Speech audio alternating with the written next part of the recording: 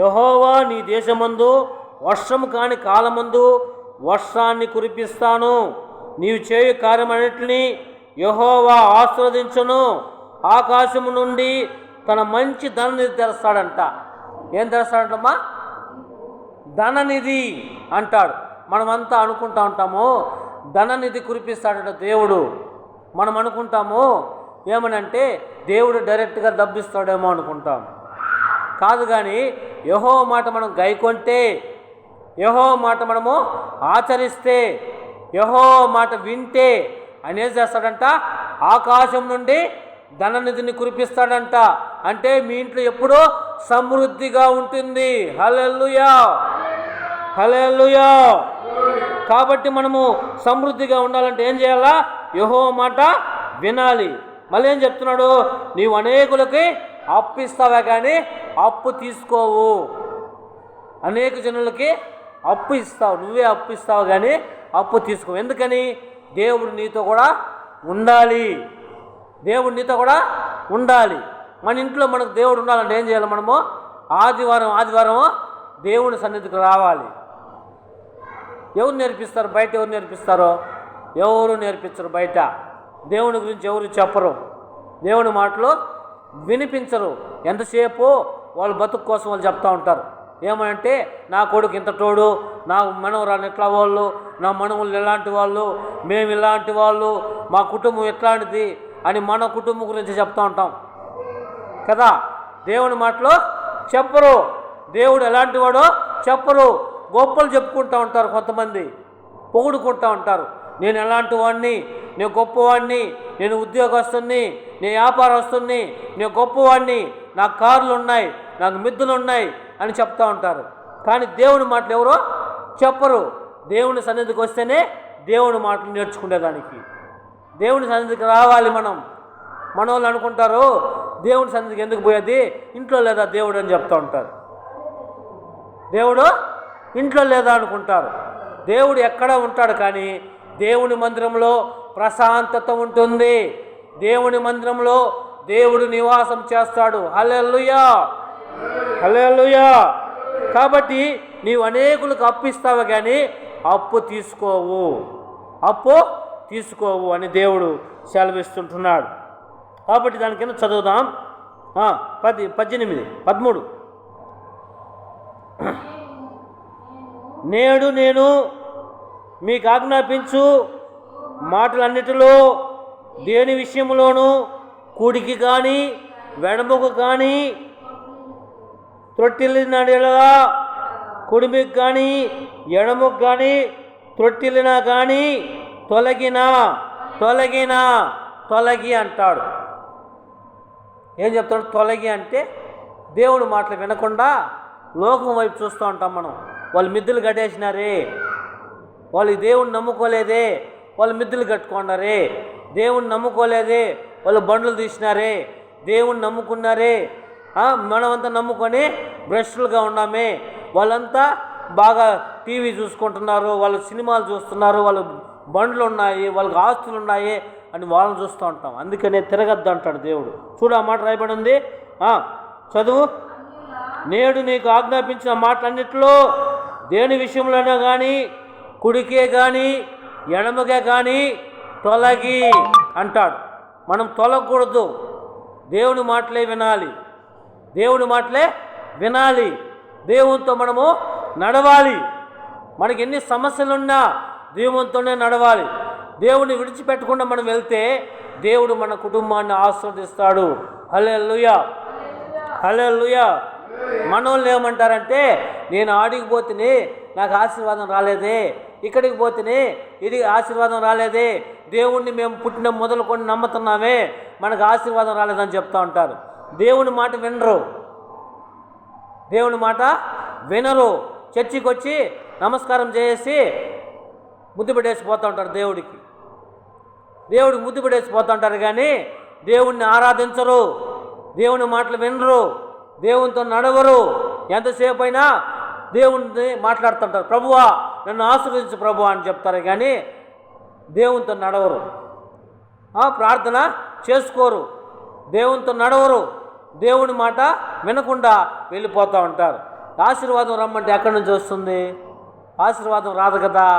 దేవునితో నడిస్తేనే, దేవుని మాట వింటేనే మనకు ఆశీర్వాదం వస్తుంది. హల్లెలూయా, హల్లెలూయా. కాబట్టి మీరు దేవుని మాట వినకుండా కుడికే కానీ ఎడమగా కానీ తిరగకూడదు. కుడికే తిరగకూడదు, ఎడమ వైపు తిరగకూడదు అంట. దాని అర్థం ఎవరంటే లోకం వైపు తిరగకూడదు. మనము లోకాశల వైపు పరిగెత్తకూడదు. వాడు బిర్యానీ తింటా ఉంటే మనం గంజి తాగుతాము. మనం అప్పు చేసి ఎందుకు బిర్యానీ తినాలి? అప్పు చేసి మనం ఎందుకు చికెన్లు మటన్లు తినాలి? గంజి తాగుతాము, సంతోషంగా ఉందాము. దేవుడు అదే కదా చెప్పినాడు, మీరు సమృద్ధిగా నీ ఇంట్లో ఉంటుంది కాబట్టి నువ్వు మంచిగా తింటావు, భోంచేస్తావు. అప్పు ఎందుకు చేసి బిర్యానీలు తింటావు? అప్పు చేసి ఎందుకు ఎక్కువగా అప్పు చేస్తావు? అప్పు చేయకూడదు, అప్పు ఇచ్చేటట్టుగా ఉండాలి. హల్లెలూయా, హల్లెలూయా. అందుకే నువ్వు కుడికే కానీ ఎడమకే కానీ తిరగకూడదు. నీ దేవుని యెహోవా మాట వినాలి. అప్పుడు దేవుడు నిన్ను ఆశీర్వదిస్తాడు. హల్లెలూయా, హల్లెలూయా. దాని కింద చదువుదాం. అన్నిలో దేవతలను అనుసరింపకయో వాటిని పూజింపకయో ఉన్నయెడల నీవు అనుసరించి నడుచుకునవలెనని నేడు నేను నీకు ఆజ్ఞాపించున్న నీ దేవుని యెహోవా ఆజ్ఞలు విని వాటిని అనుసరించి గైకొనవలెను. ఏం చేయాలి? మనము దేవుని మాటలో వినాలి, నడుచుకోవాలి. అక్కడికి పోవద్దమ్మా, వాళ్ళు పూజలు చేస్తారు, పోవద్దమ్మా అంటే నేను పోతాను పాస్టర్ అయ్యా, నా ఇష్టమా అని చెప్పేసి పోతే నీకే కదా శాపం వచ్చేది. వాళ్ళు చేసే పనులు నీకెందుకు? వాళ్ళతో నీకేం పని? నువ్వు చేయాల్సిన పని ఏమి? దేవుడి మాటలు వినాలి, చర్చికి రావాలి, మళ్ళా ఆశీర్వాదం పొందుకొని నీ ఇంటికి వెళ్ళాలి. లేదు ఆడ డ్యాన్స్ చేస్తున్నారు, ఆడబి చూసేదానికి పోతాను. కొంతమంది ఆడికి పోతారు, వాడు తాగేసి నీ మీద వచ్చి పడతాడు. నువ్వేం చేస్తావు? ఒక దెబ్బ వేస్తావు. వాళ్ళు 10 మంది వచ్చి నిన్ను కొడతారు. ఇదే జగడాలు అయ్యేది. అందుకని నువ్వు పోకుండా ఉంటే బాధ లేదు కదా. దేవుడు పోవద్దని చెప్తున్నాడు. నువ్వు అక్కడికి పోవాల్సిన అవసరం ఉంది.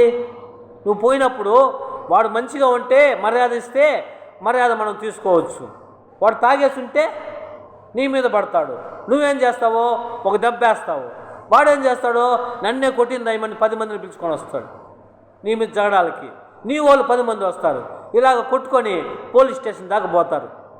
ఎవరికి అవమానం వచ్చింది? మనకు వచ్చింది. రెండోది దేవుడికి వచ్చింది. వాళ్ళు యేసయ్యని నమ్ముకున్నారంట. వాళ్ళు చూసి జగడాలు ఆడుతున్నారు. యేసయ్యని నమ్ముకొని పోలీస్ స్టేషన్కి పోయినారు. యేసయ్యని నమ్ముకొని పోలీస్ స్టేషన్లో జగడాలు ఆడుకుంటున్నారని. ఎంత చెడ్డ పేరు కదా. దేవుని దగ్గర చెడ్డ పేరే, నీకు చెడ్డ పేరు వచ్చేసింది. అందుకే దేవుడు చెప్తున్నాడు, నా మాటలు శ్రద్ధగా విని నా మాటలు గైకొని అన్ని దేవతల వైపు నీ ముఖం తిప్పుకోకుండా నా వైపు తిరిగి నా మాటలు నేర్చుకుంటే నువ్వు బ్రతుకుతావు. నా మాటలు నేర్చుకుంటే నువ్వు బ్రతుకుతావు. నా మాటలు నేర్చుకుంటే నువ్వు మంచిగా జీవిస్తావు. నా మాటలు నేర్చుకుంటే నువ్వు మంచిగా నీ కుమారులు నీ మనువులు మనవరాండ్లు మంచిగా జీవిస్తారు. వాళ్ళ మనువులు మనవరాళ్ళకి ఏం చెప్పాలా?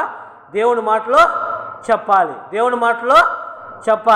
దేవుని మాటలో చెప్పకుండా మనము లోకం వైపు తిరగకూడదు, లోకాశల వైపు పరిగెడకూడదు అని దేవుడు హెచ్చరిస్తుంటున్నాడు. కాబట్టి ఆ మాట జ్ఞాపకం చేసుకోమని దేవుడు హెచ్చరిస్తున్నాడు. దానికి ఎంత చదువుదాం.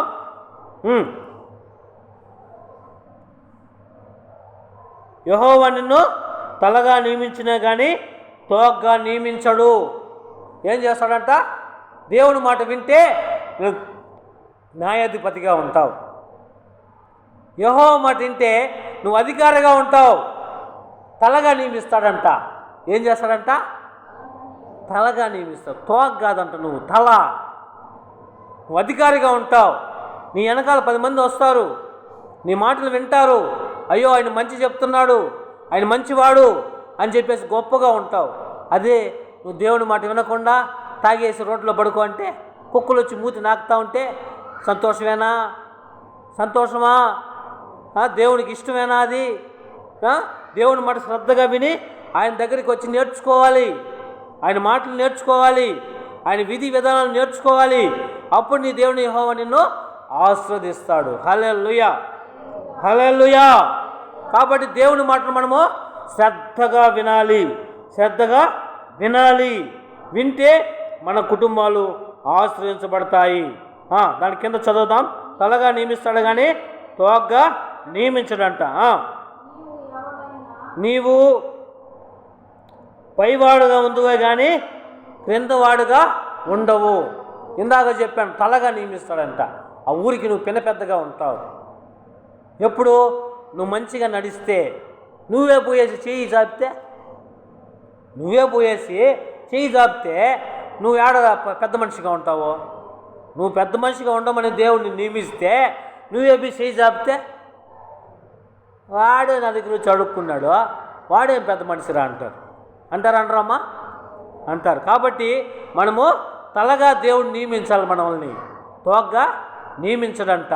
నువ్వు పైవాడుగా ఉంటువే కానీ కిందవాడుగా ఉండవు. ఎప్పుడు ఆయన ఆజ్ఞలు పాటిస్తే, ఆయన మాట వింటే, ఆయన మాట శ్రద్ధగా వింటే మన కుటుంబాలు ఆశీర్వదించబడతాయి, మనం ఆశీర్వదించబడతాము. మీ పిండి దీవించబడుతుంది, నీ కుటుంబం ఆశీర్వదించబడుతుంది. నువ్వు గొప్ప జన్మగా ఉంటావు, నువ్వు సక్రియ జన్మగా ఉంటావు, నా జనులుగా ఉంటారని దేవుడు చెప్తున్నాడు. నా జనులు అంటే ఆయన సొంత బంధువులుగా ఉంటాం, ఆయన కొడుకుగా ఉంటాం, ఆయన కుమారుడుగా ఉంటాం. ఎంత సంతోషం కదా! భూమి ఆకాశాన్ని కలుగజేసిన దేవుడికి సొంత జనాలుగా ఉంటారంటే ఎంత పుణ్యం చేసుకుంటాం కదా మనము. అందరికీ చెప్పలేదు ఆ మాట, కొంతమందికి సక్రియ జనముగా ఉండండి, నా జనులుగా ఉండండి, నా పేరు పెట్టిన పిల్లలు మీరంతా అని చెప్పేసి అందరినీ దీవిస్తుంటున్నాడు, ఆస్వాదిస్తున్నాడు. హల్లెలూయా, హల్లెలూయా. చివరిగా ఒక వచనం చదివి ముగిస్తాం.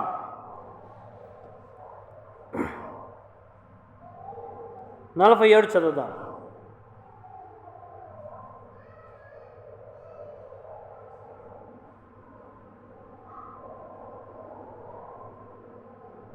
ఇరవై 48:47 నీకు సర్వ సమృద్ధి కలిగి ఉండియు నీవు సంతోషముతో హృదయ ఆనందముతోనూ నీ దేవుని యెహోవాకు నీవు దాసుడువు కాలేదు. ఏమ్మా, దాసుడు కాలేదంట. ఎప్పుడు దాసుడు కాలేదు? సమృద్ధి కలిగినప్పుడు దేవునికి దాసుడుగా ఉండలేవు. సమృద్ధిగా ఇచ్చేసినట్టే దేవుడు. సమృద్ధిగా ఉంటే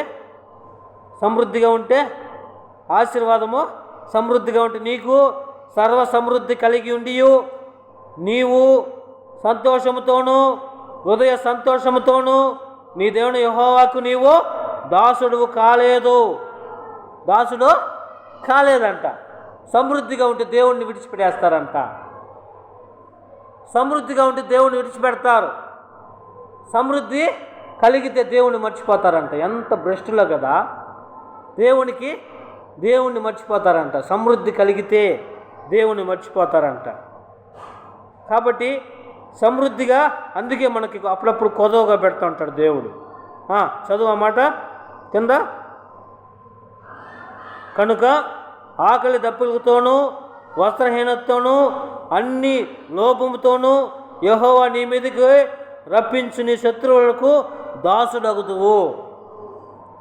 దేవుని మాట వినకపోతే నువ్వేం చేస్తావో దాసుడుగా ఉండాల్సి వస్తుంది.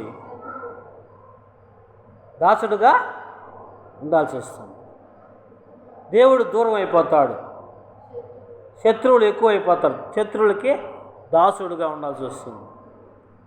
కాబట్టి దేవుని మాట వింటే నువ్వు ఆశీర్వదించబడతావు. కుడికే కానీ ఎడమగా కానీ నువ్వు తొలగిపోతే నీకు సమృద్ధి కలిగేస్తుంది అనుకో, దేవుణ్ణే మర్చిపోతారు కొంతమంది.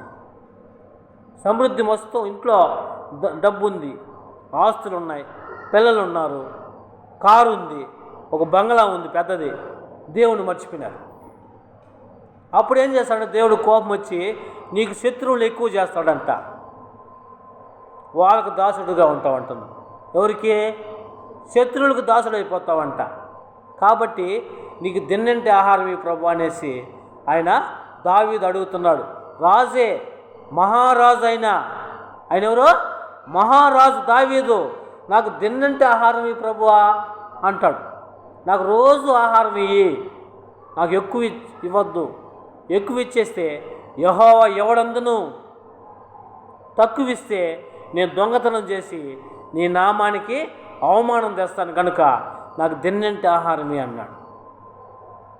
మనం కూడా ఆ విధంగా కోరుకోవాలి. ఎందుకంటే యెహోవాను ఎప్పుడు మనం ఆరాధించాలి. హల్లెలూయా, హల్లెలూయా.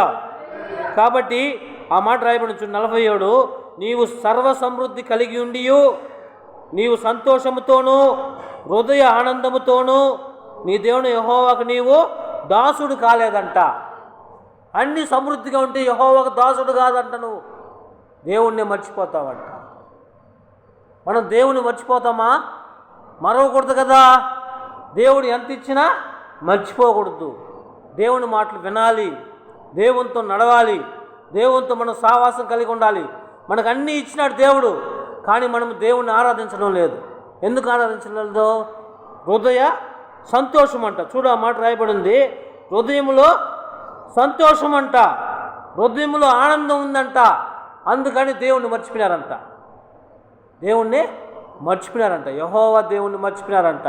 ఆయనను 106 కీర్తన 13లో వచ్చిన ఆ మాట, ఆయన వెంటనే మర్చిపోయినారంట.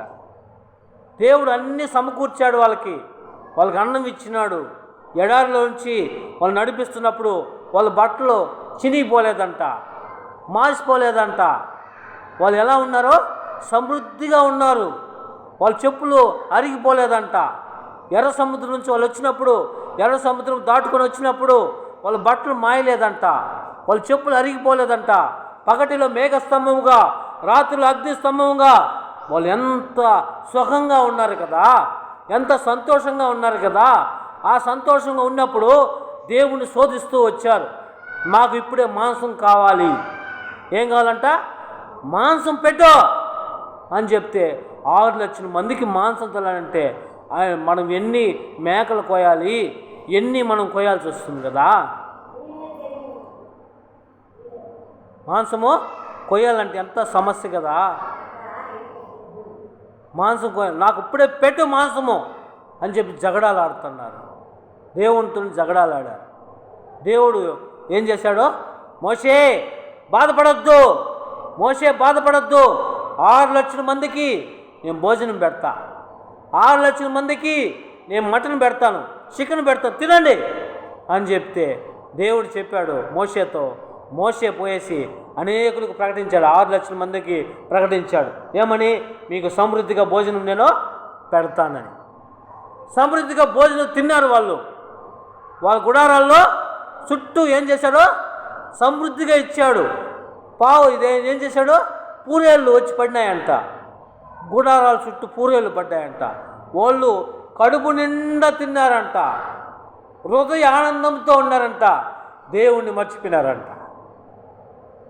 బాగా తృప్తిగా తిన్నారంట. ముక్కల్లో నుంచి కూడా కారుతూ ఉందంట మాంసం. ముక్కల దాకా తిన్నారంట, గొంతు దాకా.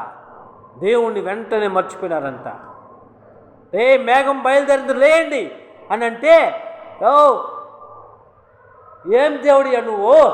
మేము తినేది కూడా విడిచిపెట్టేసి నీ దగ్గరికి రావాలనా, మేము బయలుదేరాలనా అని చెప్పి దేవునితో తిరుగుబాటు చేసే తనం. ఎంత భ్రష్టులుగా. అందుకనే దేవుడు వాళ్ళకి సమృద్ధిని కలుగజేస్తూ వాళ్ళ కష్టాలు పెడుతూ వచ్చాడు. ఎందుకంటే దేవుణ్ణి మర్చిపోతారని. మనకు కూడా ఎందుకు కష్టాలు వస్తాయంటే దేవుని మర్చిపోకూడదని. లేకపోతే మనము దేవుని సన్నిధికి రాం కదా. సమృద్ధిగా ఉంటే ఇంట్లోనే ఉండిపోతాం కదా. సమృద్ధి లేకపోతేనే దేవుని సన్నిధికి వస్తాం. ఆటంకాలు వస్తాయి, సమస్యలు వస్తాయి. అందుకని ఆ మాట రాయబడి ఉంది, మీకు శత్రువులు ఎక్కువ చేస్తాను అంటున్నాడు. దేవుని మాట వినకపోతే శత్రువులకు దాసులుగా ఉంటారు మీరు అంటాడు. ఎవరికి దాసులు అంటాం మనము? శత్రువుకి దాసులు అంట. మన విరోధులకి దాసులుగా ఉండిపోతాం. కాబట్టి దేవుని మాట వినకపోతే దేవుడు ఏం చేస్తాడంట? వాళ్ళ దగ్గరికి బానిసగా చేసేస్తాడు. అందుకనే ఫరో దగ్గరికి ఇశ్రాయేల్ జనాలందరూ దాసులుగా చేసినాడు. అక్కడ ఒక గంట సేపు కూడా వాళ్ళకి టైం ఉండదు, ఎప్పుడు పని చేస్తూనే ఉండాలి, ఎప్పుడు పని చేస్తూనే ఉండాలి. కాబట్టి అక్కడి నుంచి వాళ్ళని తీసుకొని వచ్చి ఎర్ర సముద్రం దాటించి పగటిలో మేఘస్తంభంగా రాత్రులు అగ్నిస్తంభంగా వాళ్ళు ఉంచి వాళ్ళని కాపాడుతూ వచ్చాడు దేవుడు. ఆయనను వాళ్ళు వెంటనే దేవుని మహిమను మర్చిపోయినారంట. ఏం ఉండ దేవుడు అని దేవుడిని నిందిస్తూ వచ్చినారు, తిడతా వచ్చారు, దూషిస్తూ వచ్చారు. దేవుడి కోపం వచ్చి ఆకులు రాల్చినట్టుగా రాల్చారంట. 6 లక్షల మందిలో 3వ వంతు చంపేశాడు దేవుడు. దేవుని మాట వినకుండా ఉన్నారు. మనం కూడా వినాలి దేవుని మాట. వినకపోతే మనల్ని కూడా చనిపోతుంటారు. కొంతమంది పాస్టర్లు చనిపోతూ ఉంటారు, కొంతమంది విశ్వాసాలు చనిపోతూ ఉంటారు. ఎందుకు చనిపోతున్నారంటే వాళ్ళకి టైం అయిపోయి కాదు, విశ్వాసం లేక, దేవుని మాట వినకుండా, దేవుని మాట నడవకుండా, దేవుని ఆజ్ఞ గైకొనకుండా, దేవునితో నడవకుండా వాళ్ళు భ్రష్టులు అయిపోయి బిన్నెగిలిపోతారు, చనిపోతారు. కాబట్టి దేవుడు ఏం చెప్తున్నాడు, నేను మీకు దేవుడినే ఉంటాను, మీరు నాకు కుమారులు కుమార్తెలుగా ఉంటారు, స్వక్రియ జనముగా ఉంటారని దేవుడు మాట్లాడుతున్నాడు. మీరు నా మాట వినకపోతే నేనేం చేస్తాను, మిమ్మల్ని శత్రువులకు అప్పగిస్తానని చెప్తున్నాడు. నీ దేవుడు యెహోవా నీవు దాసుడు కాలేదు కనుక ఆకలి దప్పికతోనూ వస్త్రము హీనముతోనూ నిన్ను లోపలతోనూ యెహోవా నీ మీదకి రప్పించి నీ శత్రువులకు దాసులు అవుతావు. దేవుని మాట వినకపోతే వస్త్రహీనంగా చేస్తాడంట. తాగేసి రోడ్డు మీద పడుకొని ఉంటాడు. ఈమె భక్తురాలే. కొడుకు ఎట్లున్నాడో, కొడుకు ఎలా ఉన్నాడో, భక్తుడు కాదు కొడుకు, ఏడున్నాడో, ఎక్కడున్నాడమ్మా, తాగేదంటాడు, కూర్చోన్నాడు, బార్లో కూర్చోన్నాడు, తాగేసినాడు, రోడ్లు ఎల్లికెళ్ళ పడుకోన్నాడు. అమ్మ ఎంత బాధపడుతుందా కదా, కొన్ని రోజులు బాధపడుతుంది. ఎదవ పనికిరానాడు పోరా అని చెప్పేస్తుంది. నువ్వు సస్తే బాగుండురా అంటుంది. ఎవరో కనినయమే అంటుంది ఆ మాట. దేవుడు అనడా? దేవుడు అంటాడా అనడా? బుద్ధిహీనంగా ప్రవర్తిస్తున్నారు జనులు. తాగుబోతూ తిరుగుబోతూ సింపురి కుట్రలకి కారణమవుతుందంట. అది తెలియకుండా జనాలు తాగుతూ ఉంటారు, తాగేసి ఊగుతూ ఉంటారు, కొట్టుకుంటారు, తిట్టుకుంటారు, దేవుణ్ణి దూరం చేస్తారు. చూడు ఆ మాట రాయబడి ఉంది, వాళ్ళు లోపులుగా ఉంటారంట, వస్త్రహీనంగా ఉంటారంట. ఆకలి దప్పిలకి ఎందుకు వస్తుందో తెలిసినా మనకు శాపము, మనకెందుకు శాపం వస్తుందో తెలిసినా, దేవుని మాట వినకుండా ఉండడం వలన మనకు శాపాలు వచ్చి మనం దరిద్రులుగా ఉంటాం. దేవుని మాట వింటే ఆశీర్వాదము వస్తుంది. దేవుని మాట వినకపోతే దరిద్రం అనేది మన మీదకి వస్తుంది. దేవుని మాట మనం వినాలి, ఆయన చెప్పింది మనము చేయాలి, ఆయన ఆజ్ఞను మనము గైకొనాలి. అప్పుడు మనకు ఆశీర్వాదం వస్తుంది. వినకపోతే నీకు తెలిసే నటిస్తే, తెలిసినట్టుగా నటిస్తే శాపం అనేది వస్తుంది. అప్పుడు ఏమవుతుంది, వస్త్రహీనంగా ఉంటావు, ఆకలి దప్పికతో ఉంటావని దేవుడు సెలవిస్తున్నాడు. చూడు ఆ మాట రాయబడింది. కనుక ఆకలి దప్పికతో వస్త్రహీనంతో అన్ని లోపాలతో నీవు ఉంటావు. దేవుని మాట వినకపోతే అన్ని లోపాలే ఉంటాయి, అన్ని లోపాలే. ఏమి జరగదు నీ జీవితంలో, ఏమి జరగదు.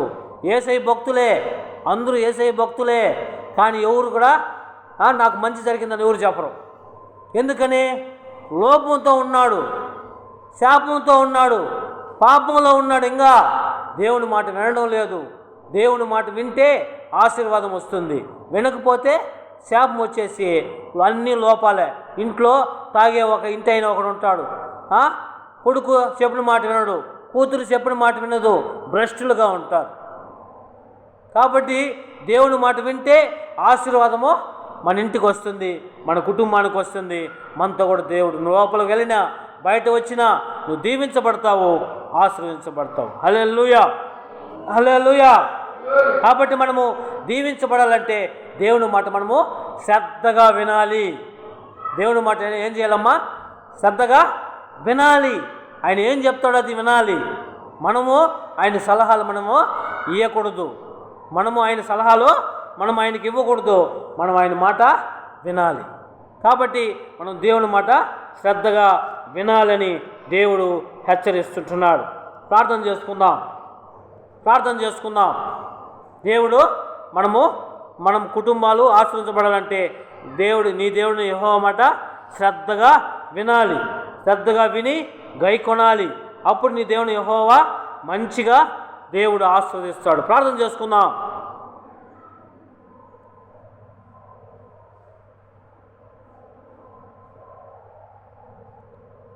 ప్రేమాశ్వర్య పాదాలకు వందనాలయ్యా తండ్రి. మీరు ఈ దినము, ఈ పునరాది దినమందు తండ్రి, ఈ ఆదివారం రోజు తండ్రి ప్రభా, మీరు మాతోనూ నీ ప్రజలతోనూ మాట్లాడుతూ వస్తుంటున్నారు. అవును ప్రభా, నా మాటలు శ్రద్ధగా వింటే మీరు బాగుపడతారు. నా మాటలు శ్రద్ధగా వింటే నువ్వు బయట వెళ్ళినా లోపలికి వచ్చినా దీవించబడతావు. నా మాటలు మీరు శ్రద్ధగా వింటే మీ కుటుంబం ఆశ్రయించబడుతుంది. నీ కుటుంబంలో ఏది కొదువు లేకుండా ఉంటుంది. భీము దీవించబడుతుంది. తొట్టులో పిండి ఆశ్రయించబడుతుంది. నీ గొర్రెలు, నీ మేకలు, నీ సమస్తము దీవించబడుతుందని మీరు మాట్లాడుతూ వస్తుంటున్నారు. అవును ప్రభా, నీ మాటలు వినకపోతే మేము శాపాన్ని తీసుకొని వస్తుంది. మా శత్రువులకి మేము అప్పగించబడతాం. పగటిలో మేఘస్తంభముగా, రాత్రుల అగ్ని స్తంభముగా మీరు మాతో కూడా ఉంటున్నారు. ఇశ్రాయేలు జనాలతో ఉన్నారు, ఇప్పుడు మాతో కూడా ఉంటున్నారు. అందును బట్టి స్తోత్రాలు తెలియజేసుకుంటున్నాం తండ్రి. మీ మాటలు మేము శ్రద్ధగా విని నేర్చుకుంటాం తండ్రి. మమ్మల్ని ఆశీర్వదించండి, దీవించమని తండ్రి ప్రభా. నాయన, మేము మంచిగా నీ మాటలు వింటే మమ్మల్ని తలగా నియమిస్తామని మీరు సెలవిచ్చి ఉంటున్నారు. అవును ప్రభా, మేము తలగా నియమిస్తామని, తోగ్గా నియమించమని మీరు సెలవిచ్చి ఉంటున్నారు. అవును ప్రభా, తల ఎప్పుడు మంచిగా ఉంటుంది. తల గొప్పతనాన్ని సూచిస్తుంది. నీ కీర్తిని ఇస్తాను, నీ ఘనత ఇస్తానని మీరు సెలవిస్తుంటున్నారు తండ్రి. మమ్మల్ని దీవిస్తున్నారు. అందును బట్టి స్తోత్రాలు తెలియజేసుకుంటున్నాం.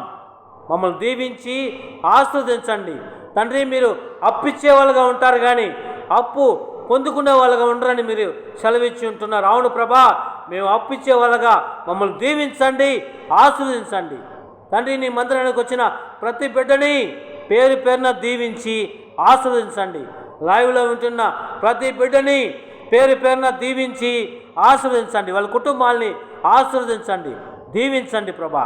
నాయన, నీ మాటలు విని శ్రద్ధగా నీ మాటలు విని రక్షణ పొందుకొని నీ వైపు తిరగాలి ప్రభువా. రక్షించండి, కాపుదలు ఉంచండి.